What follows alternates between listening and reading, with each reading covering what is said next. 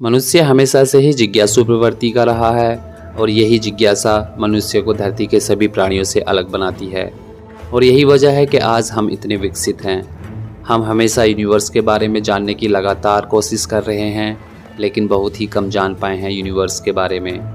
ऐसे ही एक सवाल आता होगा आपके मन में, हमारे यूनिवर्स में सब कुछ गोल क्यों है? सारे प्लैनेट्स, स्टार्स और सैटेलाइट सब गोल शेप में हैं। ये सब चपटे या किसी और शेप में क्यों नहीं होते? क्या ये महज एक इत्तेफाक है या इसके पीछे कोई साइंस है? चलिए आज की इस वीडियो में हम इस रहस्य से पर्दा उठाने की कोशिश करेंगे, तो बने रहिए वीडियो के अंत तक।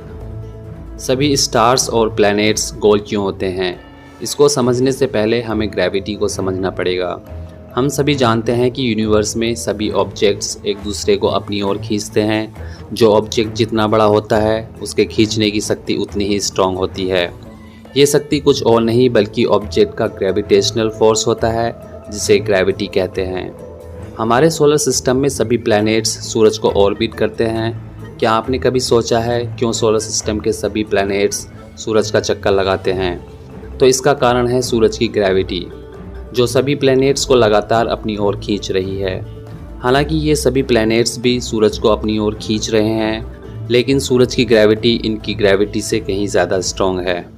जैसा मैंने पहले बताया था, जिस ऑब्जेक्ट का मास जितना ज़्यादा होगा उसकी ग्रेविटी उतनी ही स्ट्रॉन्ग होगी। और सूरज का मास हमारे सोलर सिस्टम का 99.98% है, तो आप अंदाज़ा लगा सकते हैं प्लैनेट्स की ग्रेविटी सूरज की तुलना में कितनी होगी। यही वजह है कि सोलर सिस्टम के सभी प्लैनेट्स सूरज का चक्कर लगाते हैं। चलिए इसको एक और उदाहरण से समझते हैं। रात को जब हम आसमान की तरफ देखते हैं तो एक बहुत ही खूबसूरत सी चीज़ नज़र आती है। हम बात कर रहे हैं चंद्रमा की, जो हमारी पृथ्वी का उपग्रह है।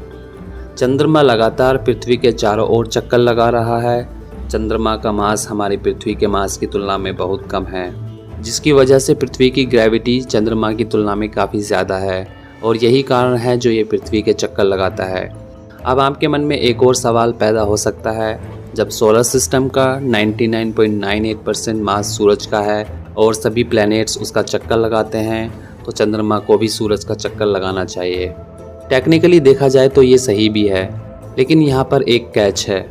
जैसे जैसे डिस्टेंस बढ़ती जाती है, ग्रेविटी कमज़ोर पड़ने लगती है। चंद्रमा की सूरज से दूरी 150 मिलियन किलोमीटर है, वहीं पृथ्वी से मात्र 3,80,000 किलोमीटर है, जिसकी वजह से चंद्रमा पर लगने वाला ग्रेविटेशनल फोर्स सूरज की तुलना में पृथ्वी का ज़्यादा होता है।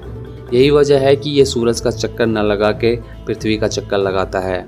अब तक हम काफ़ी हद तक समझ गए होंगे कि ग्रेविटी कैसे काम करती है। चलिए अब आते हैं अपने मेन क्वेश्चन पर, क्यों सभी ऑब्जेक्ट्स गोल होते हैं। जैसा कि हम जानते हैं ग्रेविटी सभी चीज़ को अपनी ओर खींचती है। किसी भी ऑब्जेक्ट के सेंटर में ग्रेविटी सबसे ज़्यादा होती है। उदाहरण के तौर पर एक प्लैनेट को लेते हैं। प्लैनेट के सेंटर में ग्रेविटी उसके चारों ओर एक समान फोर्स लगाती है और मैटर को सेंटर की ओर खींचती है। यहाँ पर यह बात ध्यान में रखने वाली है कि जितना बड़ा ऑब्जेक्ट होगा उसकी ग्रेविटी उतनी ही ज़्यादा होगी। प्लैनेट्स की ग्रेविटी बहुत स्ट्रॉन्ग होती है और ये किनारे के चारों तरफ एक समान बल लगाती है और मैटर को सेंटर की ओर खींचती है। एक समान बल लगने के कारण मैटर इक्वली सेंटर की तरफ कोलैप्स होने लगता है और प्लैनेट एक गोल शेप में बदल जाता है। तो ग्रेविटी की वजह से ही सभी ऑब्जेक्ट्स यूनिवर्स में गोल हैं। क्या सभी प्लैनेट्स या स्टार्स परफेक्ट राउंड शेप में होते हैं? चलिए जानते हैं। हमारे सोलर सिस्टम में मरकरी और वीनस लगभग परफेक्ट राउंड शेप में हैं, वहीं सैटर्न और जुपिटर बीच में से थोड़े उभरे हुए हैं। ऐसा क्यों है? जब कोई चीज़ घूमती है, जैसे कोई ग्रह घूमता है, तो उसके बाहरी भाग को बैलेंस बनाए रखने के लिए अंदर के भाग की तुलना में तेज़ी से घूमना पड़ता है।